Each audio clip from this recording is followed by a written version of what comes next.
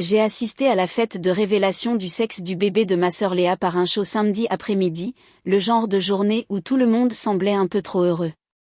Elle a pressé une photo d'échographie dans ma main, son sourire tremblant d'excitation. « N'est-elle pas magnifique ?» a-t-elle demandé, les yeux brillants. Je suis radiologue. J'ai interprété des milliers de scanners sans y penser. Mais au moment où j'ai posé les yeux sur cette image, mon sang s'est glacé. La forme n'était pas bonne. La densité n'était pas bonne. Tout clochait. J'ai forcé mon visage à rester impassible, pour ne pas briser sa joie là, devant tout le monde. Mais à l'intérieur, une terreur sourde avait déjà pris racine. Léa avait toujours été la plus douce de nous deux. En grandissant, elle pleurait devant les dessins animés et collait des étoiles phosphorescentes au plafond de sa chambre. J'étais la grande sœur aux mains sûres, celle qui réparait tout, les chaînes de vélo, les projets d'école, les cœurs brisés. Même maintenant, à 39 ans, j'étais toujours celle qu'on appelait quand quelque chose allait mal. Mais cet après-midi-là, dans son jardin rempli de serpentins roses et bleus, je ne pouvais rien réparer sans détruire son monde. Les voisins s'agglutinaient près du buffet, riant autour de gobelets de cidre pétillant. Nos parents tournoyaient autour de Léa, lui touchant le bras toutes les quelques secondes, comme si la grossesse l'avait transformée en quelque chose de sacré. Étienne surveillait le barbecue au fond du jardin, jetant un coup d'œil par-dessus son épaule pour admirer sa femme toutes les 5 minutes. Tout semblait parfait. Trop parfait. Manon, prends une photo de nous, a crié maman, agitant son téléphone depuis l'autre bout de la pelouse. J'ai levé la main pour un petit signe, mais je n'ai pas bougé. Mes yeux étaient toujours rivés sur l'image d'échographie nichée dans ma paume. J'y ai jeté un nouveau coup d'œil par instinct, espérant que ma première impression était fausse. Ce n'était pas le cas. J'ai senti cette pression familière s'installer derrière mes côtes, le même poids que je portais en annonçant de mauvaises nouvelles aux patients depuis près de 2 décennies. Léa a cogné son épaule contre la mienne. Tu es si calme. Tu es submergée par tant de mignonneries? Elle a ri en désignant les décorations. Des cupcakes avec de petits points d'interrogation, un ballon géant attaché à une chaise, de minuscules chaussettes roses et bleues accrochées à une ficelle avec des pinces en bois. J'absorbe juste le moment, ai-je dit. Ma voix semblait stable, mais ma peau picotait d'inquiétude. J'ai étudié son visage rayonnant de ce genre d'espoir qui aveugle les gens. Elle parlait à sa petite fille depuis des semaines. Elle avait peint la chambre. Elle avait choisi des prénoms. Si je disais quoi que ce soit maintenant devant 50 personnes, ça la briserait. J'ai glissé l'échographie dans ma poche et me suis forcée à me fondre dans la fête. J'ai resservi des boissons. J'ai souri quand les gens demandaient comment allait le travail à l'hôpital. J'ai écouté une des amies de Léa divaguer sur l'instinct maternel, alors que mon propre instinct hurlait plus fort que la musique qui vibrait dans les enceintes. Mais chaque fois que je regardais Léa, sa main posée protectrice sur la courbe de son ventre, la tête penchée comme si elle écoutait quelque chose, je sentais le sol se dérober sous mes pieds. Quelque chose n'allait pas horriblement, impossiblement mal. J'ai essayé de calmer ma respiration, mais des années de formation médicale ne pouvaient pas faire taire l'alarme qui résonnait en moi. Plus je regardais Léa passer d'invité en invité, riant, touchant son ventre, acceptant chaque compliment sur sa bonne mine, plus j'avais l'impression de regarder une somnambule se diriger vers le bord d'une falaise. La musique rythmait l'après-midi. Quelqu'un distribuait des gâteaux. Notre père a levé son téléphone pour tout filmer. Tout ce que je pouvais voir, c'était ce scan gravé dans mon esprit comme une image rémanente. Mauvaise forme, mauvaise densité, une masse solide là où il aurait dû y avoir du fluide et de minuscules os. Le bout de mes doigts était froid. J'avais besoin de confirmation. J'avais besoin de calme. J'avais besoin d'Étienne. Il était à l'autre bout du jardin, s'essuyant les mains sur un torchon après avoir éteint le grill. Quand nos regards se sont croisés, il m'a souri, un sourire niais et plein d'espoir qui m'a tordu l'estomac. Ils pensaient qu'ils étaient sur le point de découvrir le sexe de leur premier enfant. Ils pensaient que l'avenir allait tomber dans ses mains comme des confettis. Je me suis dirigée vers lui avec détermination, me faufilant à travers les groupes d'invités jusqu'à atteindre la terrasse. « Étienne » ai-je dit doucement. « On doit parler. Maintenant. » Son sourire a vacillé. Qu'est-ce qu'elle a mangé? Un truc qu'elle ne devait pas? Tout va bien? Pas ici. J'ai jeté un coup d'œil vers la maison. Dans la buanderie. Maintenant. La confusion a traversé son visage, mais quelque chose dans mon ton a dû percer le bruit ambiant car il m'a suivi sans autre question. Nous nous sommes glissés à l'intérieur, fermant la porte derrière nous. Le bruit sourd de la musique est devenu une pulsation lointaine. Qu'est-ce qui se passe? A-t-il demandé. Manon, tu me fais peur. J'ai inspiré lentement, choisissant mes mots comme un chirurgien choisit ses instruments. Précis, contrôlé, impitoyablement honnête. Cette image d'échographie, ai-je dit, ce n'est pas ce que vous pensez. Il a froncé les sourcils. Qu'est-ce que tu veux dire? C'est le bébé. Ce n'est pas un bébé, ai-je dit, ma voix tombant dans un murmure. Étienne, ce n'était pas un bébé. Pendant une seconde, son visage est devenu vide comme un écran qui gèle avant un crash. Puis la couleur l'a quitté d'un coup. Non, a-t-il chuchoté. Non, c'est impossible. Elle a senti des coups. Je sais ce qu'elle pense avoir senti. Mais crois-moi, j'ai lu des milliers de scans. Ce n'est pas une grossesse. C'est une masse, et c'est grave. Il a appuyé une main sur la machine à laver pour se stabiliser. Tu es sûr, Manon? S'il te plaît, dis-moi que tu te trompes. J'aimerais l'être. Dehors, le compte à rebours commençait. 3. 2. La fête fonçait vers une célébration bâtie sur un mensonge. À l'intérieur, Étienne me regardait avec terreur dans les yeux. Qu'est-ce qu'on fait? Le ballon a éclaté. Des acclamations ont éclaté. Son monde se fissurait déjà.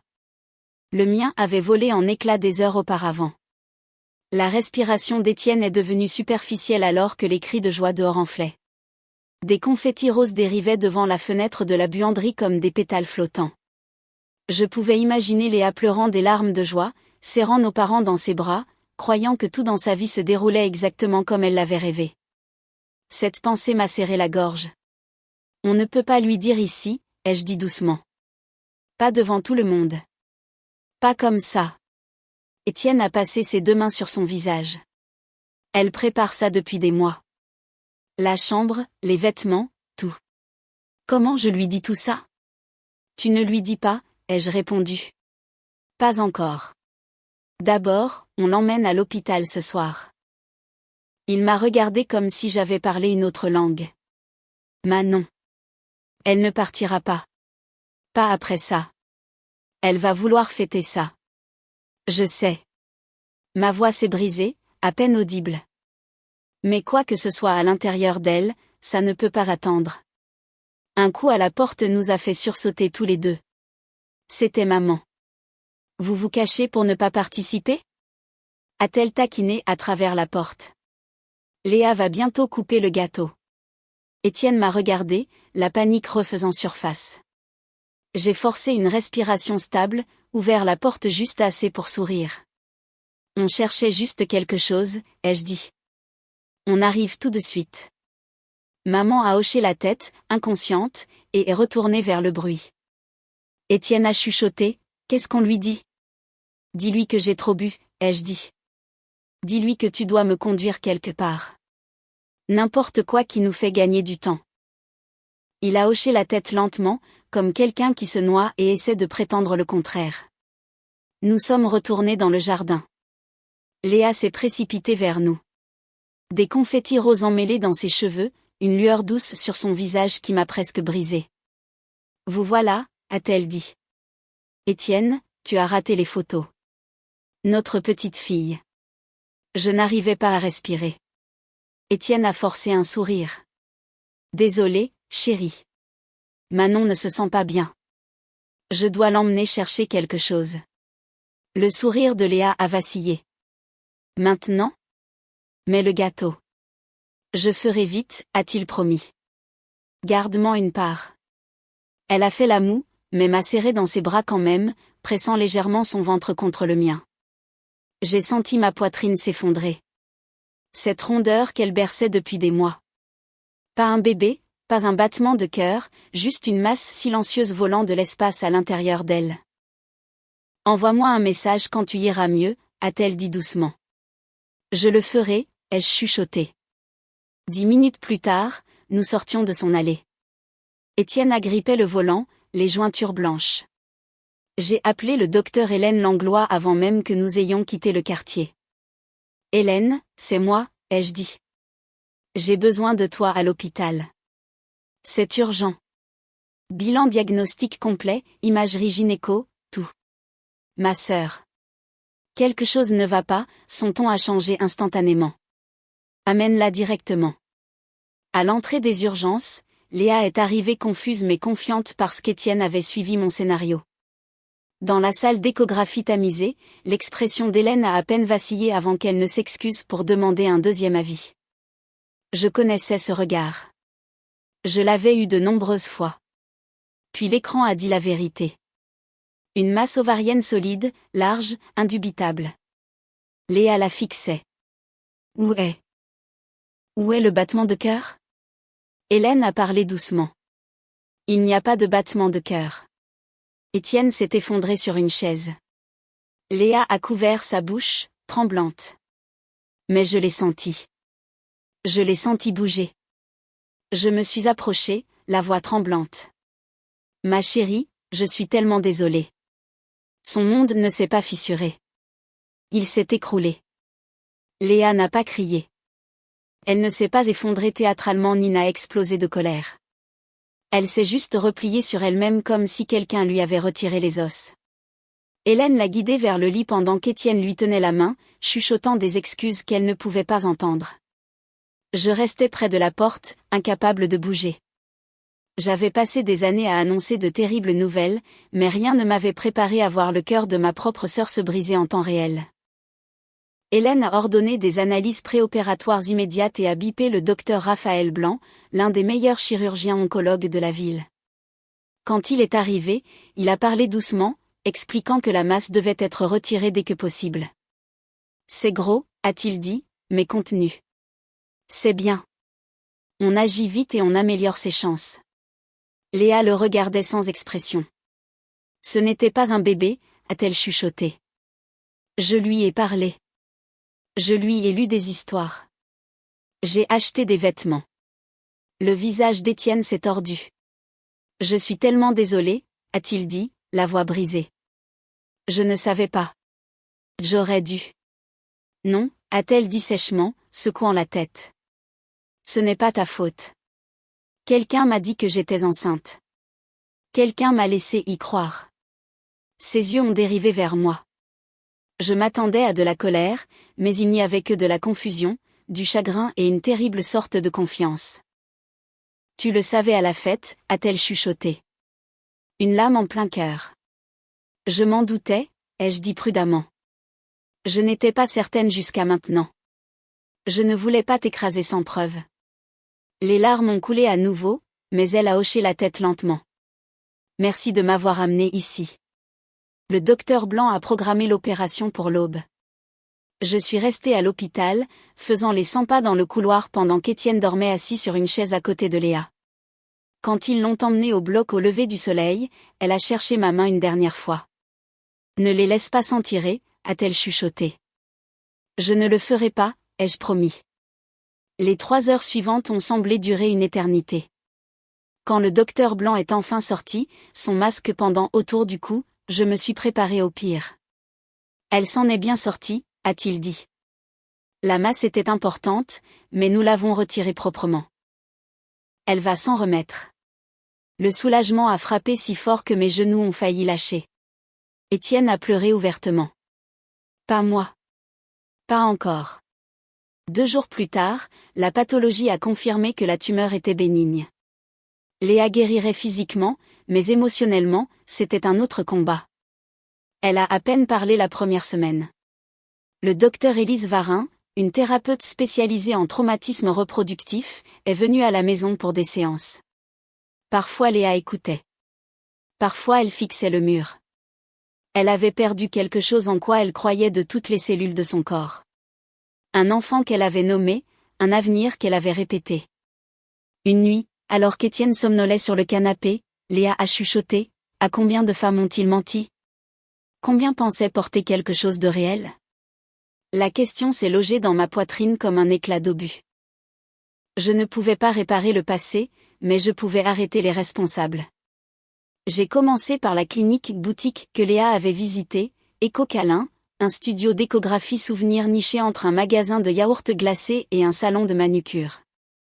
Leur site web vantait des aperçus de bébés en haute définition et une précision précoce du sexe.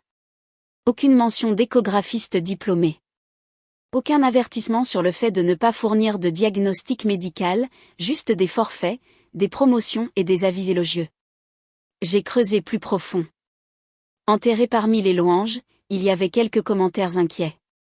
Une mère à qui on avait dit qu'elle attendait des jumeaux pour apprendre qu'un des jumeaux était un sac vide. Un père à qui on avait promis un bébé en bonne santé et qui a découvert des anomalies sévères lors d'un vrai rendez-vous obstétrical. Une femme qui avait juré avoir entendu un battement de cœur pour faire une fausse couche des semaines plus tard. J'ai contacté ces familles une par une. Janaï a pleuré en me racontant comment Éco-Câlin avait insisté sur le fait que son bébé était parfait. Son obstétricien a trouvé des défauts congénitaux 2 jours plus tard. Laure Pérez a dit qu'il lui avait promis un garçon. Elle a accouché d'une fille avec un trouble chromosomique qu'il n'avait jamais mentionné. La femme de Michel Tan a perdu sa grossesse après que Éco-Câlin a raté des signes de complications. Ambre Wu a failli mourir quand sa grossesse extra-utérine n'a pas été détectée. Ils m'ont dit que tout avait l'air bien, a-t-elle dit. Bien. J'ai failli me vider de mon sang dans mon appartement. Chaque histoire frappait la même note. Une fausse réassurance de la part d'opérateurs non formés. J'ai tout compilé. Capture d'écran, témoignages, factures, notes. Puis j'ai appelé Daniel Rivet de l'Ordre des médecins. Il a écouté attentivement, puis a dit, « Nous surveillons des endroits comme celui-ci. Si vous pouvez rassembler plus de cas documentés, nous pouvons agir. » Je n'ai pas dormi pendant 2 jours. J'ai interviewé des familles, collecté des rapports médicaux, demandé la permission de partager leurs informations. Lentement, un schéma a émergé. Une carte de la négligence, des mensonges et des vies brisées. Ensuite, j'ai contacté la journaliste Talia Grand, connue pour exposer les fraudes dans le domaine de la santé. Elle n'a pas hésité. « Envoyez-moi tout », a-t-elle dit. Ça doit être mis en lumière. Avec les preuves en main, elle a préparé un segment pour le journal du soir. Mais avant sa diffusion, Daniel a organisé une visite coordonnée chez Éco-Câlin, une fermeture officielle. Je suis allée avec eux. Candice Duval, la propriétaire, se tenait derrière le comptoir d'accueil quand nous sommes entrés. Murs roses, peluches, faux posters médicaux. C'était un théâtre de la maternité bâti sur la tromperie. « Je peux vous aider ?» Son sourire a vacillé en voyant les badges officiels. « Candice Duval », a dit Daniel fermement. « Cet établissement fonctionne sans les licences requises. Il vous est ordonné de cesser tous les services immédiatement. » Elle s'est raidie. « C'est juste une entreprise de souvenirs. Les gens savent que c'est pour le plaisir. » « Non, ai-je coupé. Ma sœur vous a cru. Elle a failli mourir à cause de votre plaisir.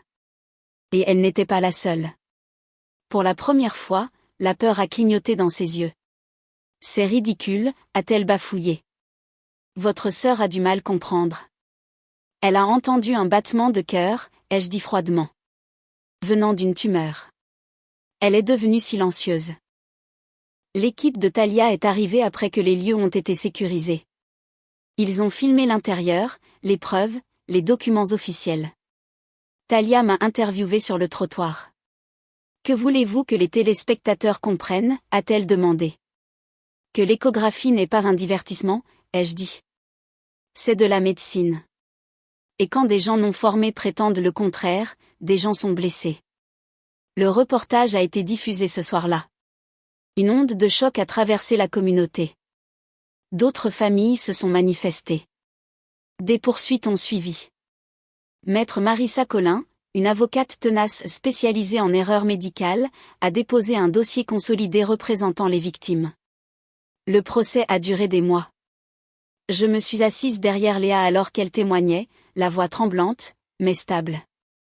J'ai aimé un bébé qui n'a jamais existé, a-t-elle dit. Parce que quelqu'un m'a tendu une photo et m'a dit qu'elle était réelle. Ce mensonge a tout changé. Candice a fixé la table tout le long.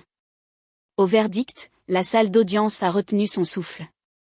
Coupable sur tous les chefs d'accusation. Candice a été interdite d'exercer toute activité liée à la santé et condamnée à payer des dédommagements. Elle a quitté le tribunal menotté.